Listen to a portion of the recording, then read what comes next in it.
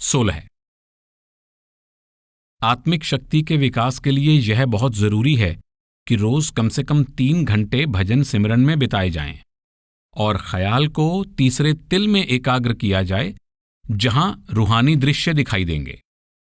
इससे आपके सब शक या संदेह दूर होंगे, अपने प्यारे सतगुरु के प्रति प्रेम बढ़ता जाएगा और आत्मा को आगे बढ़ने के लिए बल प्राप्त होगा। डॉक्टर साहब का कारोबार कैसा चल रहा है? उन्हें चाहिए कि रूहानी अभ्यास के लिए अधिक से अधिक समय निकालने की कोशिश करें। अपना कार्य करते समय भी मन को सिमरन में रखें और अपने आप को सतगुरु की मौज पर छोड़ दें। 17। आपके 2 प्रेमपूर्ण पत्र मिले और उन्हें पढ़कर मुझे बहुत खुशी हुई। यह परमात्मा की दया मेहर है कि आपने संतों की शिक्षा के असली उद्देश्य को अच्छी तरह समझ लिया है।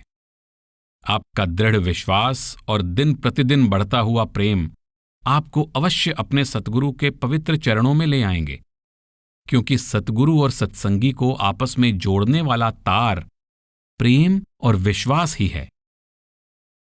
आपने मिलने आने वाले लोगों से परेशानी की शिकायत की है, फिर भी मैं खुश हूं कि आपने अपने भजन सिमरन में विघ्न न आने देने के सारे संभव उपाय कर लिए हैं। ऐसे मौकों पर आपको मायूस नहीं होना चाहिए, बल्कि परमात्मा का शुक्र करना चाहिए कि उसने इन दखल देने वालों के रूप में आपको अपने सतगुरु के और निकट आने की प्रेरणा दी है। मनुष्य के लिए जरूरी है कि वह अंतर में सांसारिक झमेलों से अलग रहे। ये अच्छा ही होगा अगर आप क्लबों और अन्य सामाजिक समारोहों से दूर रहें, क्योंकि ऐसे मेलजोल से परेशानी और वक्त की बर्बादी के सिवाय और कुछ प्राप्त नहीं होता। ये सुझाव सत्संगियों के लिए हैं। वैसे इनसे किसी हद तक और लोग भी लाभ उठा सकते हैं। भजन सिमरन के समय परम चेतन अवस्था में पहुंचने और ऊंचे मंडलों की आवाजों में फर्क पहचानने के लिए सुरत को तीसरे तिल पर केंद्रित करना बहुत जरूरी है। यहां पहुंचने पर आपको अपने शरीर और उसके आसपास के वातावरण का कोई आभास नहीं रहता। जब तक इस प्रकार अंदर परम चेतनता प्राप्त नहीं होती, कर्मों के फल से बचना संभव नहीं है। जब आपको बताए गए आसन में थकान महसूस होने लगे, तो आप किसी और आरामदेह आसन में बैठ सकते हैं, क्योंकि हमारा मुख्य उद्देश्य तो अपनी चेतनता को शब्द की ओर मोड़ना और उसमें लीन कर देना है। यह आप दोनों के लिए बेहतर और लाभप्रद होगा अगर आप एक दूसरे के अनुचित रुझानों से बचें, क्योंकि शारीरिक स्तर पर मन बहुत बलवान होता है और हमारा आपसी सत्संग हमें नीची वृत्तियों की ओर जाने से रोक सकता है। आप दोनों अपने मन में उठने वाले प्रश्नों की बेशक आपस में चर्चा कर सकते हैं और जो बात समझ में ना आए उसके बारे में मुझे लिख सकते हैं। 18। आपको किसी खास और स्पष्ट रूहानी अनुभव के लिए अधीर नहीं होना चाहिए। जैसे जैसे आप अपना अभ्यास करते जाएंगे और धीरे धीरे कर्मों के बंधन ढीले पड़ते जाएंगे, वैसे ही आपकी आत्मा परम पिता की ओर खींचती और उसके चरणों से जुड़ती जाएगी। इस बारे में कभी शंका ना करें कि एक दिन आपको पूर्ण आत्मिक आनंद अवश्य प्राप्त होगा। जो कुछ आपने अपनी मानसिक स्थिति के बारे में कहा है वह बिल्कुल सही है। समझदारी तो इसी में है कि आप अपनी सांसारिक जिम्मेदारियों को निभाते हुए अपनी रूहानी राह पर धीरे धीरे कदम बढ़ाते जाएं। एक महिला मिसिज बी आजकल वैंकूवर में रहती हैं। अगर वे मेरा पत्र लेकर आपके पास आएं तो उन्हें नाम का भेद दे दें जैसा कि आपको दिया गया था, लेकिन उस समय यह ना सोचें कि नाम आप दे रहे हैं, बल्कि याद रखें कि आप केवल सतगुरु की आज्ञा का पालन कर रहे हैं। 19। संसार का कोई काम इतना कठिन नहीं जितना कि शुरू शुरू में आत्मिक अभ्यास होता है, पर इसका अंत अति आनंदमय होता है। इसीलिए कई अभ्यासी शुरू शुरू में निराश हो जाते हैं, पर वे इसे छोड़ भी नहीं सकते, क्योंकि इससे आसान और कोई राह भी नजर नहीं आती। सो वे फिर से इसी राह पर चल पड़ते हैं और अंत में सफल भी हो जाते हैं। शक और संदेह का शिकार हो जाने वाले आप पहले व्यक्ति नहीं, ना ही आप ऐसे आखिरी व्यक्ति हैं। अनेक जीवों ने रूहानी सफर में पेश आने वाली कठिनाइयों की शिकायत की है, पर इस संसार की नाशवान खुशियों से उन्हें संतोष प्राप्त नहीं हुआ और न ही उन्हें इससे अच्छा कोई रास्ता मिल सका। इसलिए वे वापस इसी मुश्किल मार्ग पर आ गए। पर आपको इन बातों की चिंता नहीं करनी चाहिए। ये संदेह आपके मार्ग में रुकावट खड़ी करने के लिए ब्रह्मांडी मन ने पैदा किए थे। धीरज ना छोड़ें। एक दिन आपको जरूर सतगुरु के पवित्र दर्शन प्राप्त होंगे। जन्मों जन्मों से मन पर चढ़ी मैल के दूर होने में कुछ समय तो लगता ही है। यह संतमत का बुनियादी सिद्धांत है कि जब तक सत्संगी अपना तन मन धन सब कुछ गुरु को अर्पण ना कर दे, उसकी आत्मा निर्मल नहीं होती। पर सतगुरु के पास नाम का अनंत भंडार है। उसे दूसरों के नाशवान पदार्थों की कोई जरूरत नहीं। हालांकि शिष्य अपनी धन दौलत को सतगुरु की संपत्ति मानता है, सतगुरु उससे एक पैसा भी स्वीकार नहीं करता। इसलिए अगर ऐसे शिष्य को कोई बीमारी, गरीबी, शोक या विपत्ति घेर ले तो वह इससे बेचैन नहीं होता, क्योंकि वह जानता है कि जो कुछ भी है वो गुरु का है। अगर सुख आता है तो वो गुरु का दिया हुआ है, और अगर दुख आता है तो उसे भी वो बख्शिश ही समझता है। दोनों अवस्थाओं में वो अपनी समता बनाए रखता है। साथ ही मैं सलाह दूंगा कि अभ्यासी को दृढ़ विश्वास रखना चाहिए कि वह इस मार्ग में अवश्य सफल होगा। उसे अपनी अंतिम सांस तक दृढ़ता के साथ अपनी कोशिश जारी रखनी चाहिए, क्योंकि इस मार्ग से अच्छा और मार्ग नजर नहीं आता। सांसारिक सफलताएं प्राप्त करने की बनिस्बत आत्मिक उन्नति के लिए सच्चे हृदय से कोशिश करते हुए मर जाना बेहतर है। संसार में हमारा कोई दुश्मन नहीं है सिवाय हमारे मन के। सत्संगी को अपने मन के साथ लगातार लड़ते रहना है। उसे मन की चालों से हमेशा सावधान रहना है। भारत में भी कमजोर इरादे के लोग समाज के नियमों में बंधे रहकर अपनी रूहानी साधना में बेपरवाही करते हैं। वह कोई साहसी व्यक्ति होता है जो समाज के बंधनों की परवाह न करता हुआ दृढ़तापूर्वक अपने रूहानी अभ्यास में जुटा रहता है। भारत में यह करना जरा ज्यादा मुश्किल है। भजन सिमरन के समय आत्मा की चेतन धारा, जो कि शरीर के रोम रोम में फैली हुई है, धीरे धीरे सिमटकर ऊपर आती है और अभ्यासी को शरीर का कोई होश नहीं रहता। फिर आत्मा की धारा आंखों के पीछे तीसरे तिल में इकट्ठी हो जाती है तथा ऊपर उस द्वार की ओर बढ़ती है जो जड़ से चेतन या नाशवान से अविनाशी जगत में खुलता है। यह द्वार तभी खुलेगा जब आत्मा पूरी तरह सिमट जाएगी। फिर आप अंदर के मंडल की झलक देखेंगे और उसे देखकर आप ऐसे आनंद का अनुभव करेंगे जिसकी तुलना में ये बाहर का संसार तुच्छ लगेगा। उससे आगे आपको क्या दिखाई देगा, इसका वर्णन करने की जरूरत नहीं। इसे आप खुद ही देख लेंगे। उस समय आपको अपना शरीर भी मरा हुआ जान पड़ेगा। इसमें कोई शक नहीं कि साधारण लोगों के साथ मेलजोल मन को फैलाता है। इसलिए सत्संगी के लिए जरूरी है कि वह अपने सांसारिक कामकाज से बचे हुए समय को भजन में लगाए। इस विषय में आपके विचार बिल्कुल सही हैं। इसलिए और लोगों से मिलने जुलने के बजाय सत्संगियों के लिए यह बेहतर होगा कि वे आपस में ही मेलजोल रखें। जब आप और लोगों से मिलते हैं, बातचीत करते हैं, तो आपके अच्छे विचार वे ग्रहण करेंगे, परंतु आप उनके दुनियावी विचारों से प्रभावित होंगे और वे भजन के समय आपके मन में आना शुरू कर देंगे। इसीलिए कुछ लोग एकांत में रहना पसंद करते हैं। इसके विपरीत सत्संगियों का साथ लाभकारी होता है। यह अनेक शंकाओं को दूर करने का साधन है। फिर भी आपको अपने सामाजिक संबंध बनाए रखने चाहिए ताकि आपके व्यवसाय और आमदनी में हानि ना हो। धैर्य रखें। सतगुरु हर क्षण आपकी संभाल कर रहा है। यह आप अभी नहीं देख सकते, पर जब रूहानी प्रगति करेंगे तो आप खुद इसे देख सकेंगे। 20। मुझे यह जानकर खुशी हुई कि आपने मिसिस बी को नाम का भेद दे दिया है। अब आपको चाहिए कि समय समय पर उसकी सहायता करें, उसे संतमत के बारे में और अधिक जानकारी दें, सतगुरु के प्रति प्रेम और श्रद्धा बढ़ाने की प्रेरणा दें, और अगर उसके मन में कोई शक हो तो उन्हें दूर करने की कोशिश करें। इस प्रकार की सेवा सतगुरु को खास तौर से पसंद है। संतमत के अनुसार वह व्यक्ति भाग्यशाली और आदर के योग्य है जो स्वयं नाम का अभ्यास करता है और दूसरों की इस अभ्यास में मदद करता है। भूखे को भोजन और निर्धन की धन से सहायता करना प्रशंसा के योग्य कार्य हैं, और बीमारों की तन से सेवा करना भी बहुत बड़ी बात है। पर अपने मन को सतगुरु के हुक्म में रखना, उसे विषय वासनाओं में उलझने से रोकना बड़ी बहादुरी का काम है।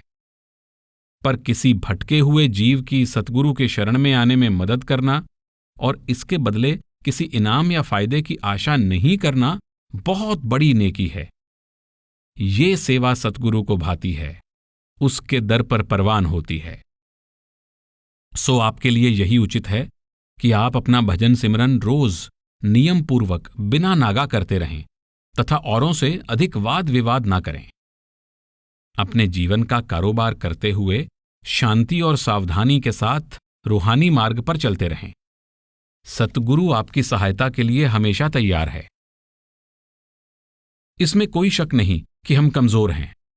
हमारे अंदर विश्वास की कमी है, प्रेम की कमी है। पर हौसले की केवल एक ही बात है कि हमने उसके चरणों की शरण ली है, और अच्छे बुरे जैसे भी हैं उसके ही बच्चे हैं। सो वह हम पर दया करके हमें बख्श लेगा। मेरी कामना है कि सतगुरु के प्रति आपका प्रेम और विश्वास प्रतिदिन बढ़ता जाए तथा आप अपना भजन दृढ़ विश्वास और सच्ची लगन के साथ करते रहें। आपका पत्र प्रेम और विश्वास से परिपूर्ण था और उसे पढ़कर मुझे बहुत खुशी हुई। 21। परमात्मा का लाख शुक्र मनाएं कि उसने अमेरिका जैसे पदार्थवादी देश में रहने वाले आप लोगों को नाम की बहुमूल्य दात प्रदान की है, और सतगुरु आपकी हर समय संभाल कर रहा है। अपना कामकाज यह मानते हुए कि वह सतगुरु का काम है, निर्लेप भाव से करें। अपने आप को सबसे तुच्छ और भटका हुआ प्राणी समझते हुए अपना भजन सिमरन शांति के साथ करते रहें। इस प्रकार जल्दी ही आप उसकी और अधिक दया मेहर प्राप्त करने के योग्य बन जाएंगे, और धीरे धीरे आप पर सृष्टि के गुप्त भेद अपने आप प्रकट होने लगेंगे। ये सतगुरु की दया है कि उसने एक और जीव को इस मार्ग में लाने का आपको माध्यम बनाया है। आपने अपने पत्र में लिखा है कि वह किसी खास वजह से बताए हुए आसन में नहीं बैठ सकती, और आपने उसे सलाह दी है कि किसी दूसरे आरामदेह आसन में बैठ जाया करे। आपकी सलाह ठीक है। कुछ स्थितियों में आसन पर इतना जोर नहीं दिया जा सकता, पर रूहानी अभ्यास सीधे बैठकर ही करना चाहिए। इसलिए संतों ने एक खास आसन को ही ठीक माना है, और यह स्वास्थ्य के लिए भी अच्छा है। अगर वह इस आसन में नहीं बैठ सकती और बैरागन का उपयोग भी नहीं कर सकती तो कोई बात नहीं। अगर उसे आपका बताया आसन सरल लगे तो वो बेशक उसमें बैठ सकती है, क्योंकि असली ध्येय तो सिमरन, ध्यान और शब्द में ख्याल को जोड़ना है। आसन में ना बैठ पाने की कमी को वह सतगुरु के चरणों में प्रेम और विश्वास द्वारा पूरा कर सकती है। आप कभी कभी उसे पत्र लिखकर उसकी सहायता करते रहें। 22। यह प्रसन्नता की बात है कि आपका कार्य आत्मिक और सांसारिक दोनों क्षेत्रों में ठीक चल रहा है। मुझे ये जानकर बहुत संतोष हुआ कि आप इतने व्यस्त रहने के बावजूद कुछ समय, चाहे वह बहुत थोड़ा ही है, रोज अपने रूहानी अभ्यास में लगा रहे हैं। आपकी आत्मिक उन्नति आपकी आशा से कम हुई है। फिर भी इसमें कोई शक नहीं कि आप धीरे धीरे स्थिरतापूर्वक अपनी मंजिल की ओर बढ़ रहे हैं। जैसे जैसे आपके कर्मों का बोझ हल्का होता जाएगा, आपकी गति भी बढ़ती जाएगी। 23 आपका 27 जून का पत्र मिला। पढ़कर खुशी हुई। इससे पता चलता है कि आपको अपने कार्य में बहुत मेहनत करनी पड़ती है, फिर भी आप अधिक से अधिक समय अभ्यास में लगाना चाहते हैं। जहां तक आपके भारत आने का संबंध है, आपका विचार ठीक है, क्योंकि रूहानी उन्नति किसी खास स्थान पर नहीं, बल्कि मन की अवस्था पर निर्भर करती है। भारत में रहने वाले लोगों को भी अभ्यास उतना ही कठिन लगता है जितना कि आपको, और उनकी उन्नति आपसे ज्यादा जल्दी नहीं होती। ये तो धीरे धीरे ही होती है। सतगुरु हर सत्संगी को उस स्थान पर रखता है जो उसकी आत्मिक उन्नति के लिए लाभदायक हो। जिस व्यक्ति ने अपनी यात्रा के लिए सही रास्ता अपना लिया है, वो देर सवेर एक दिन अपनी मंजिल पर पहुंच जाएगा। वह गलत राह पर चलने वाले मुसाफिर से कहीं अच्छा है। पूरा विश्वास रखें कि जब आपकी आत्मा की धारा आंखों के केंद्र पर पूरी तरह सिमट जाएगी, तो आप दोनों वह सब देख और जान लेंगे जिसके आप इतने इच्छुक हैं।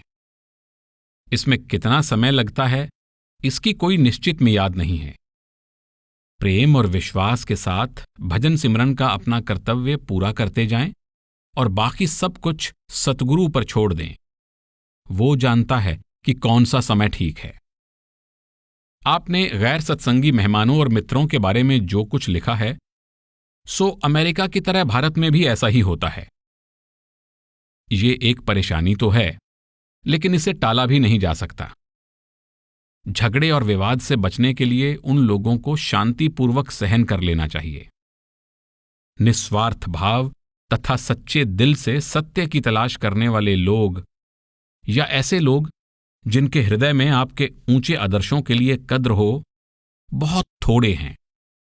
ऐसे नेक व्यक्तियों के साथ अपने मन की बात कर लेने में कोई हर्ज नहीं है।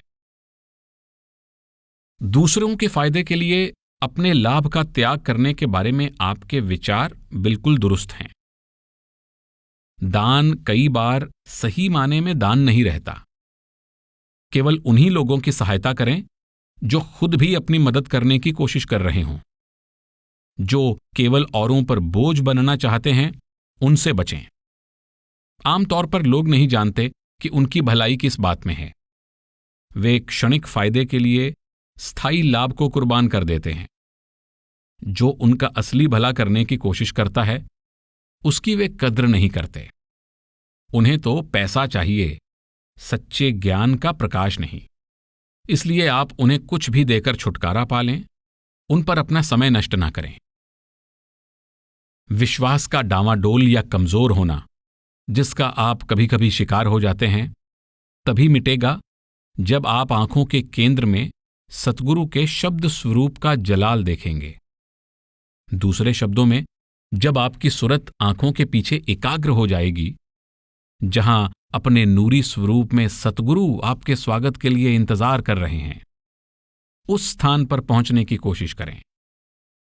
जब तक आप इसमें सफल नहीं होते, सतगुरु की दया मेहर में अपना विश्वास मजबूत बनाते रहें। 24 आपका 3 अक्टूबर 1917 का पत्र मिला। आपको जून के पत्र का जवाब सितंबर में भेज दिया गया था, पर शायद युद्ध की वजह से उसके पहुंचने में देर हो गई। मुझे ये जानकर बहुत खुशी हुई कि आप 2 सत्संगियों से मिलने वैंकूवर गए थे। सत्संगियों का आपस में मिलना लाभप्रद होता है, क्योंकि इससे सतगुरु के प्रति प्रेम और विश्वास बढ़ता है और भजन सिमरन के लिए उत्साह पैदा होता है। दूसरे सत्संगियों के शक और मुश्किलों को दूर करने की कोशिश बहुत अच्छी बात है। आपकी भेजी हुई 3 फोटो मैंने देखी। वे सचमुच बहुत सुंदर हैं और फूलों की क्यारियों से सजा आपका घर भजन सिमरन के लिए खास तौर पर अच्छा प्रतीत होता है।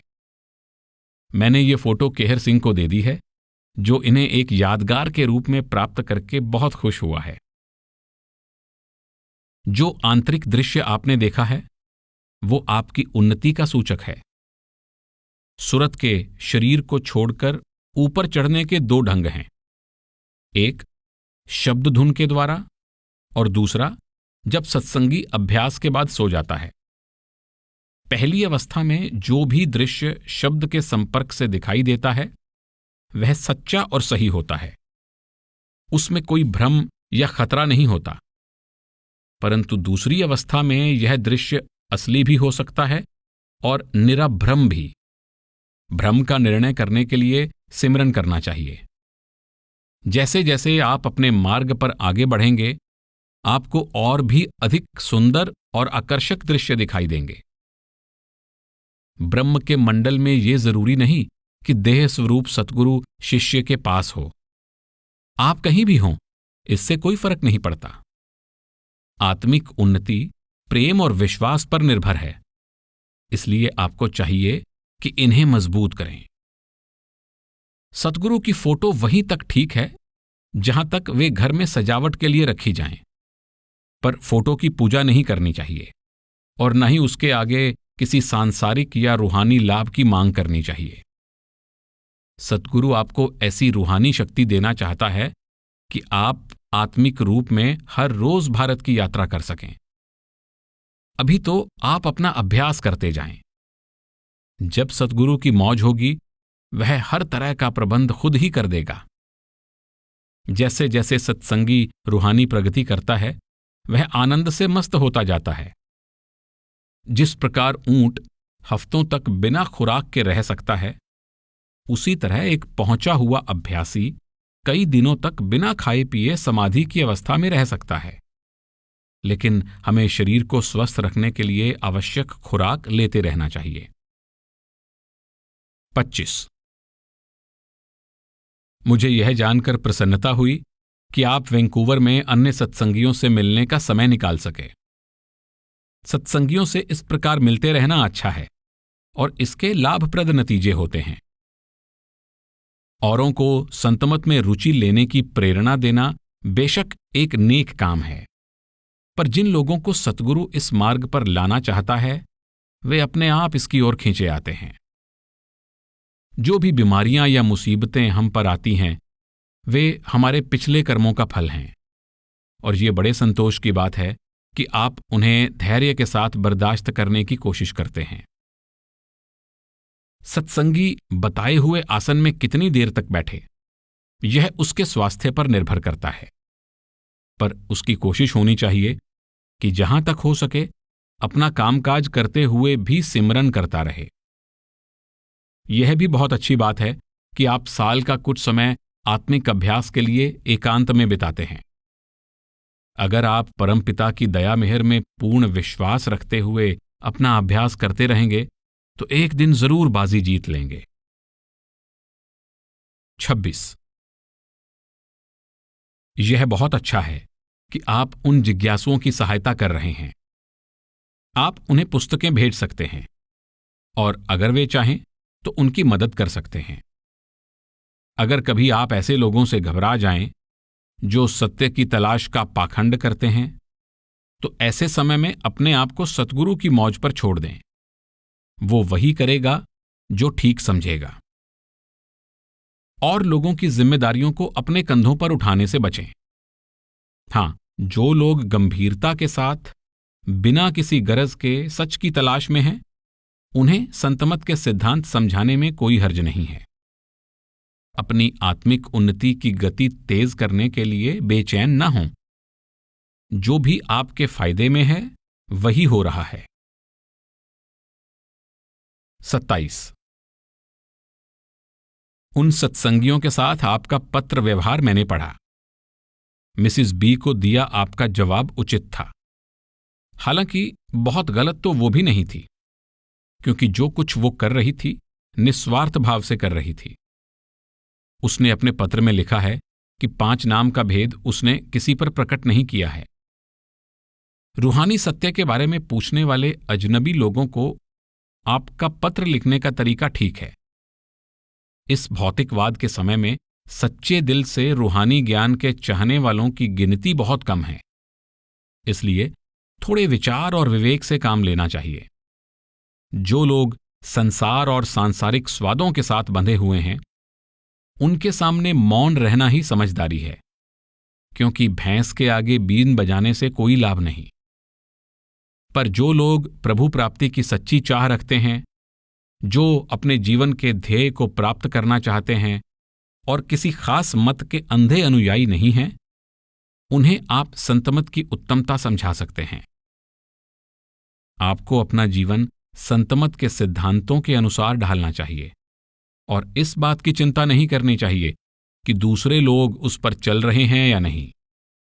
रूहानी मार्ग पर चलने वाले हर यात्री के लिए सतगुरु की शिक्षा एक ही है, चाहे वो अलग अलग लोगों को उनकी ऐनकों के अलग अलग रंग के अनुसार भिन्न प्रतीत होती हो। अगर आप संतुष्ट हैं कि मिसिज पी सच्चे दिल से सत्य की खोज में हैं, तो आप संतमत के सिद्धांतों को समझने में उसकी सहायता कर सकते हैं।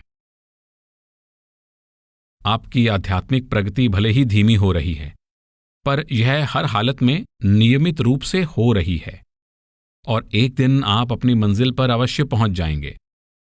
धीरे धीरे प्रगति होना ही बेहतर है। सबकी चढ़ाई की गति एक सी नहीं होती। पिछले जन्मों में जिनका जीवन निर्मल रहा है, उनके लिए केवल एक इशारा ही काफी होता है और वे अच्छी रफ्तार से आगे बढ़ते हैं। कुछ लोगों को नामदान के बाद जल्दी ही प्रकाश दिखाई और शब्द सुनाई देने लगता है, पर कुछ समय बाद कर्मों का बोझ उनकी रूहानी उन्नति के मार्ग में बाधक बन जाता है। आमतौर पर पहली मंजिल तक की उन्नति धीरे होती है, क्योंकि अभ्यासी को गंभीर कठिनाइयों का सामना करना पड़ता है। इसका कारण यह है कि इस मंजिल तक जड़ संसार और माया का प्रभाव बहुत प्रबल होता है। पर जैसे ही सत्संगी पहली मंजिल पर पहुंच जाता है, उसकी तरक्की पक्की और जल्दी होने लगती है। आप मिसिज एस की हर संभव रूप से सहायता करें और उसे अपने मन के संदेह दूर करने के लिए आवश्यक समय दें। जब उसकी पूरी तसल्ली हो जाए तो नामदान के लिए आप उसकी सिफारिश कर सकते हैं, जिसकी उचित व्यवस्था कर दी जाएगी।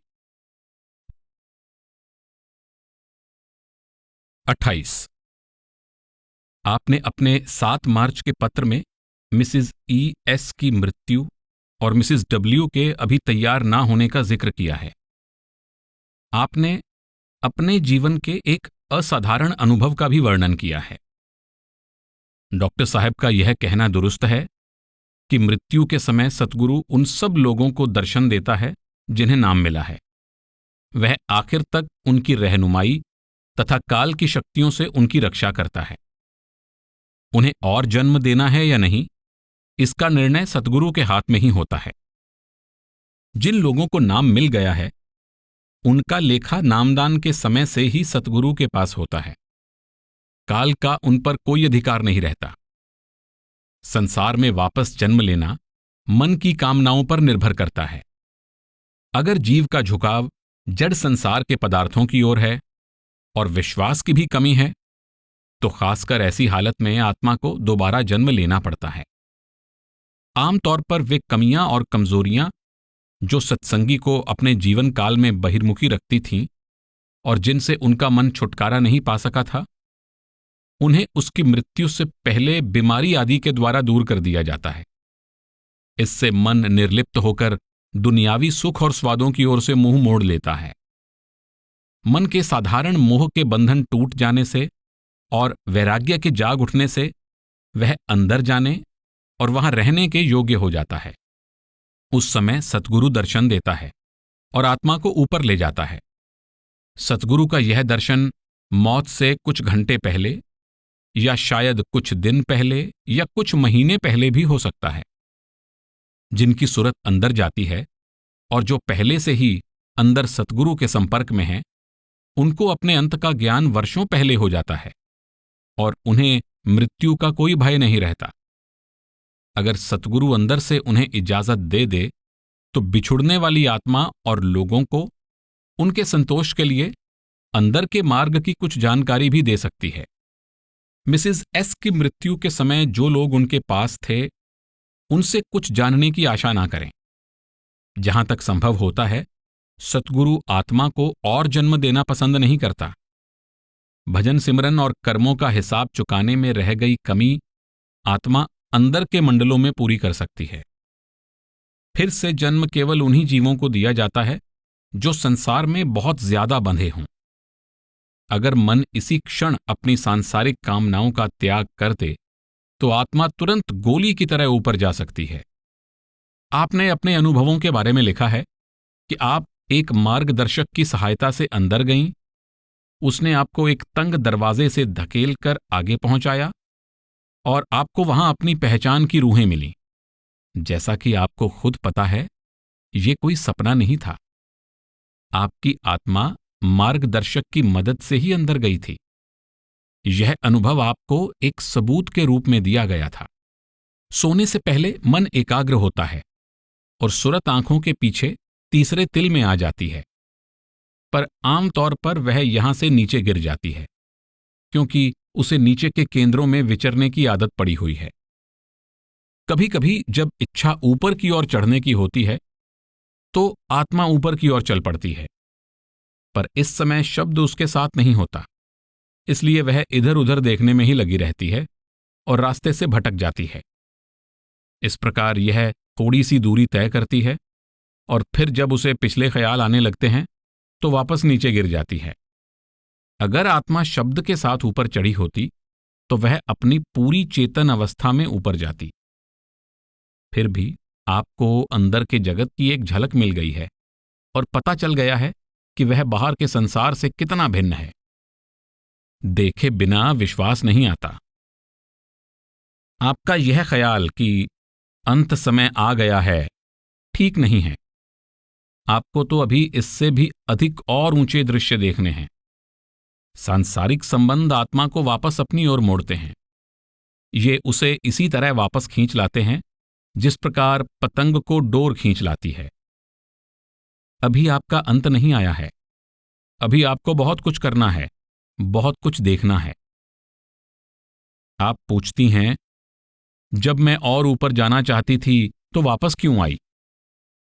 उस समय आपका और आगे जाना आपके हित में नहीं था।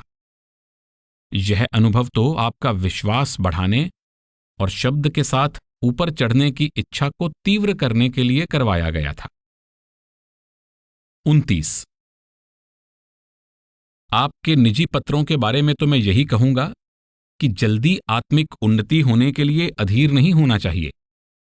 हर चीज के मिलने का अपना समय होता है।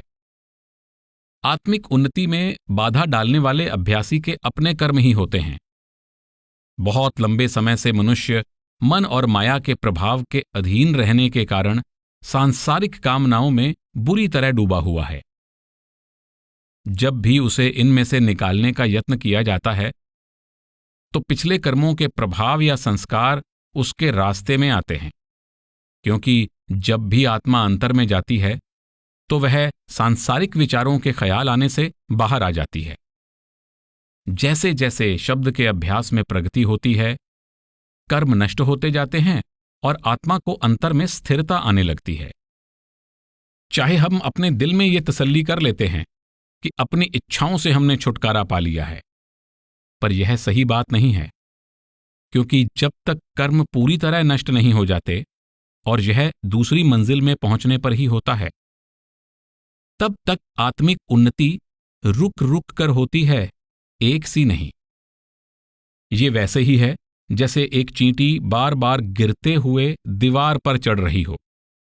जब तक अभ्यासी के कर्म नष्ट नहीं हो जाते, यह कहना दुरुस्त नहीं होगा कि वो इच्छाओं से मुक्त हो गया है। मन की शक्ति का स्थान अंतःकरण में है, जो कि आंखों के पीछे 4 दल के कमल में है, और इसका प्रतिबिंब नीचे हृदय चक्र पर पड़ता है। मन अपना कार्य करते समय 4 दल कमल से हृदय चक्र में उतरता है और यहां से आगे संसार में विचरता है। आंतरिक यात्रा में सतगुरु के सिवाय और किसी की अधीनता स्वीकार नहीं करनी चाहिए, क्योंकि संभव है कि कोई अन्य शक्ति आपको गुमराह करके अपने मंडल में ले जाए और आपका आगे बढ़ना रुक जाए। ये उसी प्रकार है जैसे दुनिया में आप कोई कार्य जल्दी पूरा करना चाहते हैं तो उन लोगों से दूर रहते हैं जो उसमें बाधा डाल सकते हों। अडोल और पूर्ण विश्वास तभी आता है जब कर्मों का हिसाब खत्म हो जाए, और यह दूसरी मंजिल के शिखर पर पहुंचने पर ही होता है। मुझे आपके प्रश्न पसंद आए हैं क्योंकि वे सब शब्द अभ्यास के बारे में हैं। 30, आपने अपने स्वप्नों के बारे में पूछा है। नींद की अवस्था में हमारी आत्मा ऊपर की ओर सफर करती है और उसे सुखद अनुभव होते हैं, और जब अपने मंदे कर्मों के कारण आत्मा नीचे गिरती है तो भयानक दृश्य दिखाई देते हैं। यह सब अच्छे या बुरे कर्मों के फल की वजह से होता है। जब आप किसी बुरे सपने का अनुभव कर रहे हों तो जागते ही 5 नाम का सिमरन शुरू कर दें और शब्द की आवाज को सुनने की कोशिश करें। जैसे जैसे आप उन्नति करते जाएंगे ऐसे सपने कम होते जाएंगे। यह कर्मों को भोगने का एक और ढंग है। कई बार सतगुरु अगर चाहें तो सपनों के जरिए कर्म कटवा देते हैं। मुझे मिसिज एस का समाचार मिला है और मैंने आपके मार्फत मिली उसकी चिट्ठी भी पढ़ ली है। वह नाम की दात प्राप्त करने की इच्छुक है, इसलिए मैंने डॉक्टर ब्रॉक को आदेश दे दिया है कि उसे नाम का भेद दे दें। वे अपनी सुविधा के अनुसार इसका प्रबंध कर सकते हैं। मुझे बहुत खुशी है कि आप दोनों हर संभव तरीके से सत्संगियों की सेवा और सहायता करने के लिए हमेशा तैयार रहते हैं। आपका वैंकूवर में कुछ दिन सत्संग करने का विचार बहुत अच्छा है, पर इससे आपको कोई असुविधा नहीं होनी चाहिए। मुझे आशा है कि आपको अपनी जिंदगी का यह तरीका, जिसमें बाहरी समाज से संबंध काफी तोड़ा जा चुका है, नापसंद नहीं है। ये आपकी रूहानी उन्नति में सहायक होगा। तरह तरह के शाकाहारी भोजन के बारे में लिखी हुई पुस्तक केवल मिसिज एस के लिए ही नहीं बल्कि कई औरों के लिए भी लाभप्रद होगी।